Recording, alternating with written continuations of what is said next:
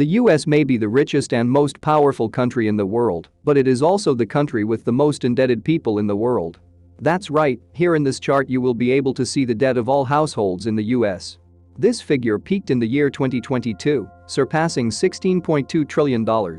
10 years ago this figure was just over 11 trillion. That means that household debt in the US has risen by about 50% in a matter of 10 years. Beware, we are not talking here about the debt held by the US government. That is another outrage and exceeds $31 trillion. But no, in this case we are talking about the debts that the population has, such as credit cards, car debts and student debts. And just to give you an idea of the magnitude of this debt, $16.2 trillion is more than 12 times the economy of Mexico. The worst part of all this is that American society is seeing record levels of worry and stress, and more than 60% of all Americans say that the cause of all this stress and worry is because of their debt. The worst part of this alarming situation is that debt levels are going to continue to rise. That's right, 43% of all Americans are going to be forced into even more debt in the next 6 months, thanks to the current economic situation. But the big question here is, why are Americans in so much debt?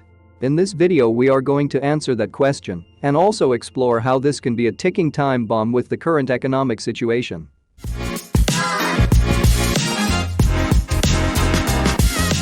Hello and welcome to the Money Street. This is a very troubling situation. Let's start with an incredible statistic. During the pandemic, Americans were richer than ever before. That's right, the pandemic brought many tragedies to the world, but Americans' personal finances were better than ever. In this chart you can see the level of savings that all Americans had on average. As you can see, savings levels reached an all-time high of 34% in 2020. This means that Americans were saving 34% of all their income. The reason for that savings is thanks to two elements: government benefits and also telecommuting. First, the US government did something historic. It printed money like never before to try to save its economy. Almost $1 new for every 2 in existence was printed during the pandemic. This money was mostly to help banks and businesses from bankruptcy, but it was also to help citizens receive unemployment benefits, help pay off their loans, and also the famous stimulus checks. All of this gave Americans some peace of mind during the pandemic. But the other element that helped this record savings was the fact that we were in confinement. Almost all of us were at home working and not out to eat, entertain, or travel. By being at home, Americans also saved record savings on gasoline and public transportation. Therefore, all these changes in behavior resulted in savings levels never seen before, and many used this opportunity to pay off certain debts, such as credit card debt. But everything that goes up has to come down someday. Now that the pandemic is no longer a problem, the economy is seeing an opposite problem, which is inflation. Inflation is the measure of the rising prices of everything we buy every day. Inflation in the US has been reaching a record high of 9.1%. That means that almost everything compared to last year has gone up almost 10% in price, but unfortunately wages have not gone up 10%. In the wake of all this drastic rise, Americans are being forced to use their credit cards like never before. Here in this chart you are going to see the credit card debt of all Americans combined. As you will see, that debt was at a record high of almost $1 trillion before the pandemic. During the pandemic it went down a bit, but now in a matter of a year it has gone up 13%. But inflation is only one measure of all the rising prices of everything we consume every day. There are also other things that have gone up in price, and nobody mentions them. Those are vehicles, studies and also homes. Starting with auto debts, in the following graph you can see the total of all auto debts in the US.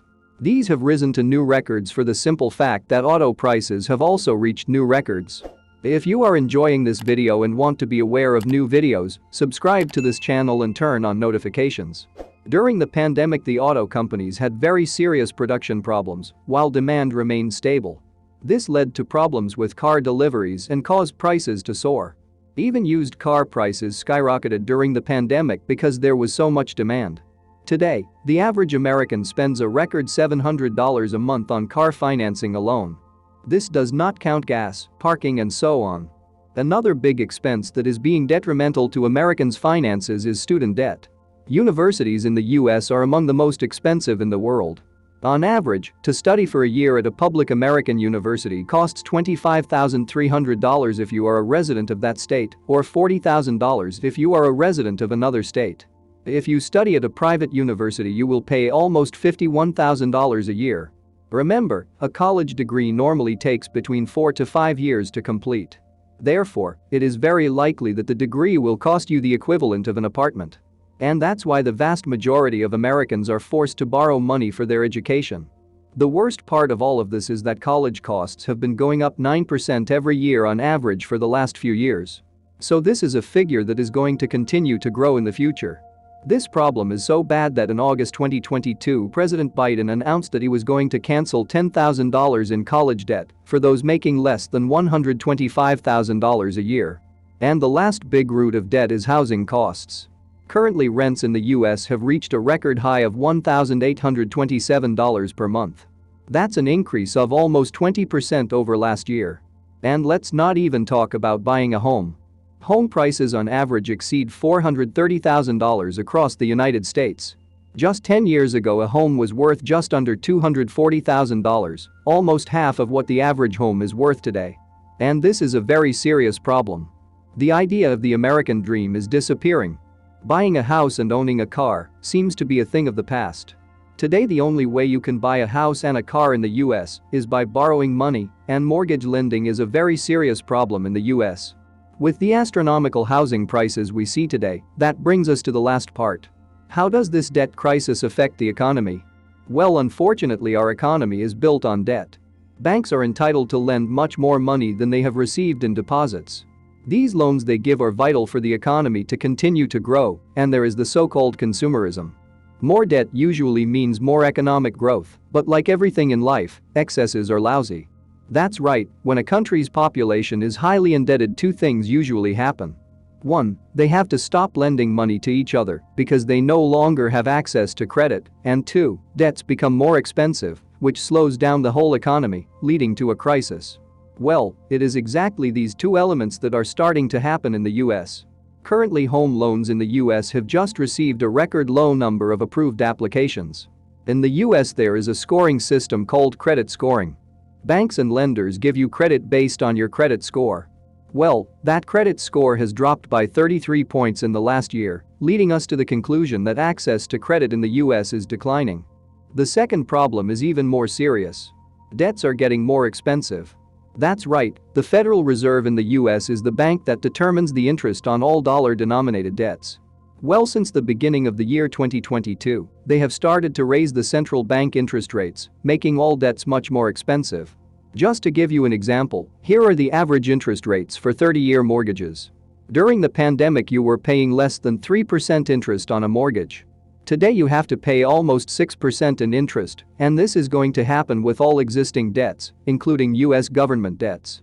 This means that unfortunately we are in for a difficult few years with such high debt levels. We would like to know what you think about this. Leave us in the comments your opinion about the coming debt crisis. If you like the content that we are creating, you can support us by buying a coffee for us. With this, you will be contributing a lot to our work, and we will be able to increase our content. You will find the link in the description. Thanks for watching The Money Street, and don't forget to click the subscribe button for more financial videos.